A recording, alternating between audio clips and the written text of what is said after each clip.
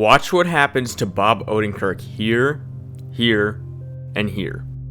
He's the protagonist of this movie, and he doesn't seem to be doing too hot. For once, this is an action movie where we aren't sure that the main character is going to win. He's not an overpowered, flawless hero of the story. How he fights seems to be as realistic as a movie can get, and it comes down to every single move choreographed with extreme detail, and nobody seems to be talking about it. See what I did there? That's the name of the movie.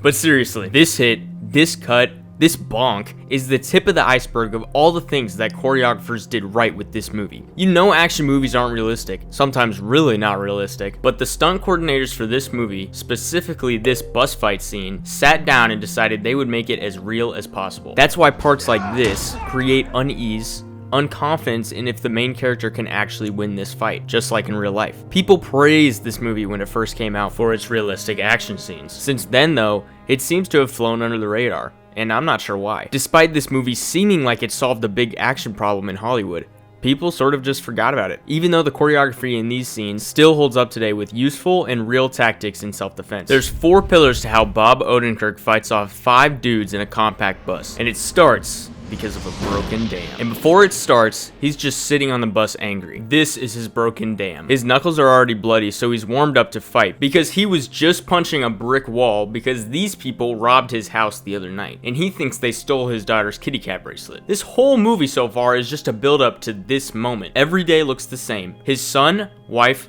boss, neighbor, everyone doesn't respect him. He misses the garbage truck. His wife tells him he missed the garbage truck. They sleep with a pillow wall. This dude is a nobody. Wait a minute. He had the drop on the robbers when they came, but didn't do anything. He gets crap for it over and over. What the frick, Dad? And well, when he sees they stole the kitty cat bracelet,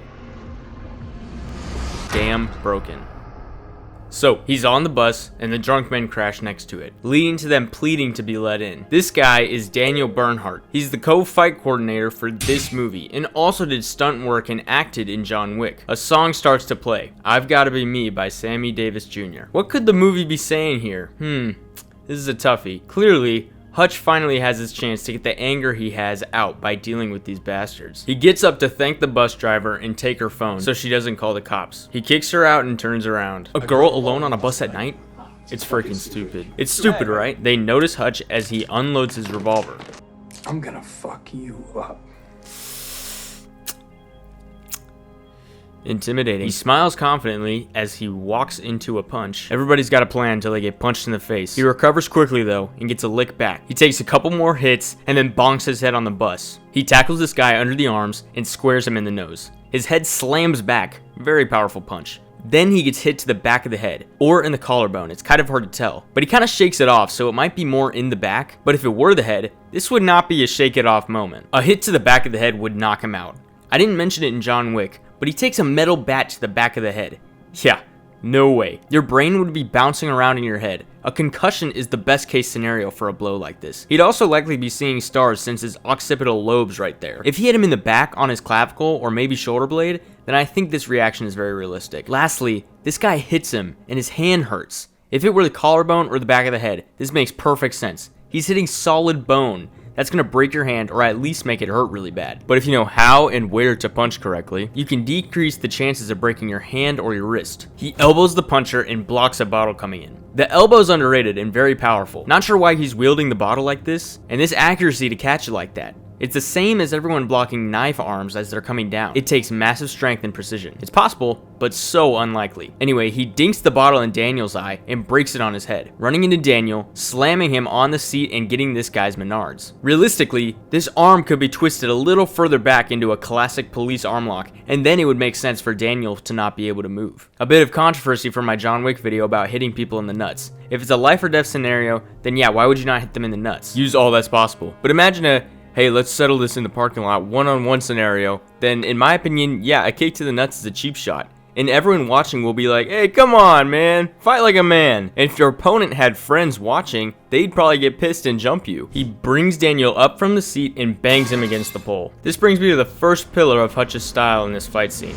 Use of his environment. He used the glass bottle, the bus seat, and now the pole. A cramped bus with metal everywhere. These guys need to take a page out of his book if they want to win. There's weapons all over the place. Hutch does this literally countless times this whole scene. Russian guy stabs him and leaves the knife in there. Wrong. Don't do that. Hutch is in pain, but he overcomes it pretty quick and pummels him. I think I've seen enough so far to declare the second pillar. His punch. Two things. His strength and the hardness of his knuckles. He literally punched a brick wall. Clearly his hands aren't broken. He just walked away with some bloody knuckles. How would this be possible? Kind of like how people will do shin conditioning. Consistent, repetitive impact causes microfractures and desensitized nerves in the tibia bone to make the bone grow back stronger, denser, and resilient. So the same thing can apply for knuckle conditioning. His background would have to be many years of this conditioning for his knuckles to withstand such force. And knowing his background, which is explained later in the movie, this makes sense. Next, his punching power. Remember, these punches looked super hard, and then this one against the Russian guy flew him in the air. Powerful stuff. Like I said in the Equalizer video, Michael J. White said it 7 years ago. The power comes from the body, not the arms. And the punch carries most energy at end range. It's crucial to understand how to correctly punch. Don't be like Mr. Can't Act from the Equalizer. Get your form dialed in. It's a lifelong skill to have. Or if you're like Hutch and you got really mad and started punching a brick wall, an onlooker could be like, hey, his form's pretty good. So there's clearly many reasons to know how to punch. Actually, something interesting. The knuckles that are damaged on his hand are primarily these ones, showing that Hutch was punching the right way with the index and middle finger knuckles. This aligns with the radius bone in the forearm for maximum stability and power. If your points of contact land on your ring finger and pinky, your form is wrong, you're not hitting as hard, and you're most likely going to get a boxer's fracture. I actually got a boxer's fracture once. Yes, me, Brant Unlocks. I'm breaking the fourth wall. I had to wear a splint for weeks. Guess what? I made sure that would never happen again. So seriously, learn how to punch. Next guy recovers quick and tries to stab him, but Hutch uses the pole to hyperextend his elbow, most likely broken. He gets punched, but he tosses him to the side. Hutch has got one hell of a chin. Daniel runs at him, and he has two guys on either side, and this guy gets up to kick him and break everyone up. This is like when John Wick was occupied. This guy has a knife, runs up and kicks him instead of literally stabbing him. You got the drop on him here. Punch him in the face, kick him in the balls, anything but literally saving him from his situation. They take a break, and Hutch moves the watch face to the owner side of his hand. When I first saw this, I was like, why would he move the watch to the other hand? But I realized he puts it under the pinky because of what's about to happen next. Hutch pulls the knife out that was still in his side this whole time and goes to stab Daniel Bernhardt. Daniel blocks at the arm. Okay, now swipe down at the knife where it grips the weakest. Get it out of the hand. Do it, Daniel. See, he blocked at the arm, but didn't attempt to disarm the knife. If he blocked at the wrist, which is riskier and harder, at least the wrist wouldn't be able to move, and this wouldn't happen. But finally, knife defense that's more realistic. Every action movie, John Wick, The Equalizer, when a knife gets blocked at the arm, suddenly it's no longer effective, as if someone wouldn't jackhammer their arm, rotate their wrist, etc. Knife disarmament means a 99% chance you're gonna get cut. If I were Daniel here, I would see that knife coming out and act right then. Either use my foot to kick at his hand or literally dip. This was the moment to stop the knife. If I couldn't do that, I'm gone. Anyway, he has the knife in his arm and then gets a hammer fist to the face with the watch on his hand. So that's why he moved the watch. This knocks out his teeth, probably breaks bones in his face. He's using his watch as a weapon. I never would have thought of that. Here, if anyone saw my other videos and still doesn't understand what I mean by watching movies shows real and helpful self-defense moves or ideas you can use in real life, here is a perfect example. This is creative and actually smart. I wear a watch with a stretchy wristband, and after seeing this scene, I now knew I could use it as a weapon. Very creative from the choreographer. If anyone else saw this scene and thought, dang, I never thought of that, then you get what I mean. Save that for the future. Your watch can also be a weapon. Next, he stabs this guy's leg. Now here is where this guy could repeatedly hit Hutch in the back of the head, especially the back of the head. A few pop pop pop would shut his brain down and knock him out, or at the very least subdue him. But alas, Hutch just kicks the knife all the way through the leg. Ouch. He wraps the next guy in bus rope trying to choke him out. Using his environment. Everyone comes up and grabs him to pull him off, then somehow they just let go. This is the part where the jumping should have happened. They've had too many opportunities. And if the movie wanted to actually be tip-top realism, they would have had these three guys wail on him and beat him to a pulp. But nope, instead of that, Hutch does the work for them and throws himself out the window. Hutch starts to get up, and this brings me to my third pillar, his pain tolerance. There's some devastating blows in this fight that are not for the faint of heart. Each blow he takes, he recovers immediately. Hit in the back of the head, walk it off. Stabbed, no biggie.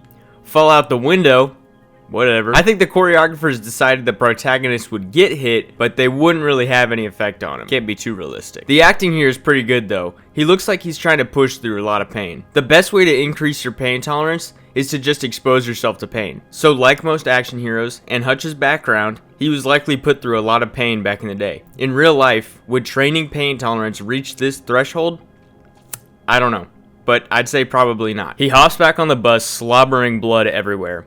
He starts cutting the seatbelt and tells the girl to run. She dips, and if you haven't seen this scene before, what do you think this seatbelt's for? Scan the environment. What's he going to use it for? If you're watching with someone, pause and actively tell them what you think. Yeah, look, you're alone. You're thinking, dude, get on with the video. This guy's always the first to attack, and he comes at him with a knife, and Hutch catches the blade itself.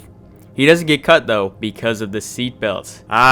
This brings me to the fourth pillar of his fight scene, which is Hutch's prescience. Same with the watch. He knew what was going to happen next, so he acted accordingly by forming a weapon or a defensive tool to effectively aid him in his fighting. Now, precisely catching the knife like this and then continuing to hold it, but if this guy slid the knife out, it would cut the belt instead of his hand. Anyway, he stabs him twice, then wraps around and traps this arm. Very smart. Trapping the arm makes Daniel vulnerable to really anything, because if he tries to get out, he'll just keep cutting himself. And if he's trapped, Hutch can do whatever with the free wrist and knife. He stabs his leg, slits this guy's throat, then back in the leg again. This guy got stabbed twice in the chest and then his throat sliced. He's dead for sure. There's no way he survives that. You can see he continues to react to the fighting as if his throat is literally not open. Great job, choreographers. Now the scene is totally ruined.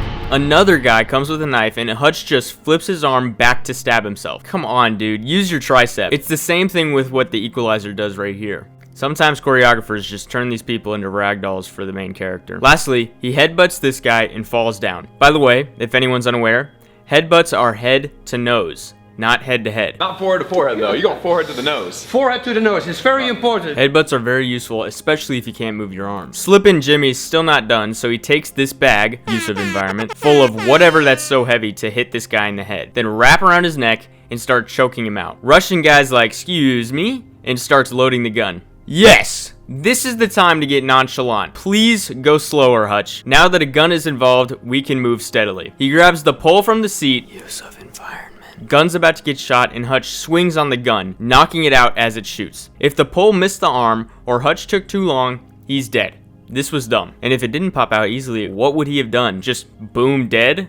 Or he could jump out the window again, but he swings again and then bang to the throat. Who else saw that and thought, "Jeez Louise," am I right? This first hit to the head is brain damage. That's a metal pipe, brain damage, and a cracked skull. Then the throat is a crushed trachea. This is where a throat chop would go too far. You guys know I like the throat chop, but not ones that break your trachea. They usually just put someone down for a little bit without causing permanent damage. So the Russian guy doesn't die. Hutch cuts his throat open and puts a straw in there for him to breathe. A straw is pretty small, so I don't know how well it would actually help. And this dude's head is also very badly damaged, but he somehow still lives this. Hutch hands the bus driver back her phone. "Sorry about the mess," and walks off mysteriously. So, how much of this scene would work in real life? Well, I think fighting everyone in this bus as a 1v5 and winning is actually very doable. Whoa, whoa, whoa. Don't flip out. I'm saying this because they're drunk. Now, when they actually start fighting, do they seem drunk? No. Clearly, they sobered up in the 30 seconds from the car crash to the fight. But in real life, if they're as stumble drunk as they seem when they get out of the car, they'd be a little bit easier to defeat. So the punching from Hutch, good form and a lot of power, would do about as much as it did in this fight. Maybe not enough to throw someone in the air, but a well-practiced punch can do a lot. For the seemingly hard knuckles, takes a lot of consistent time and effort over years to really make some dense bones. But again, it's possible. The pain tolerance to the extent that the movie has it, no. This hit right here, like I've said, back of the head, ends the fight. He would drop on the ground unconscious, the guys probably kick him on the floor, and then this girl never gets saved. For getting stabbed, thrown out a window, it would take a lot to get up after that. While I'd say it's possible, it'd be really, really hard. If you're ever in a situation like that, I believe in you. Now this part with the gun, no. Nonchalantly walking away and grabbing the pole would not work. Doing it quickly would also not work. The only time he'd have a chance is like when Daniel was looking at him pull out the knife. As he's loading the gun, immediately close the distance. Get a hand on the gun or arm wielding the gun and make sure it doesn't point in his direction. A knee to the face, kick to the crotch. If able, disarm the gun. Time is of the essence the moment he realizes a gun is joining the equation. Or you could also not unload the gun and leave it for the taking before the fight starts. The most realistic part of this fight, and one that would actually be helpful to know in real life, is the hammer fist with the watch. A blunt object that's always on your person, used to do significantly more damage, would be perfect in getting quick licks in to stun the opponent and escaping if it were a real life encounter. The idea of the seatbelt to protect his hand from a knife is a cool concept. How he does it by just catching a blade is a little iffy, but I think the premise is good. Now the rest of the fight scenes in this movie I was originally planning to analyze. Then I looked through them and realized they kinda suck. Here, let me give you the pillars of the other fight scenes. For when his house is getting raided, Hutch continuously uses melee weapons. When Hutch's workplace is getting raided, he uses Home Alone booby traps. That's it. I like this movie overall, but the bus scene is what I've liked most about it, obviously. I also was going to analyze the second movie, but a quarter of the way through watching it, I was bored. So I skipped to the fight scenes and was extra bored. I'm here with my family, making memories. Is that the best you can do, man? It kind of had a comedy twist, but I was not laughing. Anyway, first movie great, bus scene great, new video soon, peace.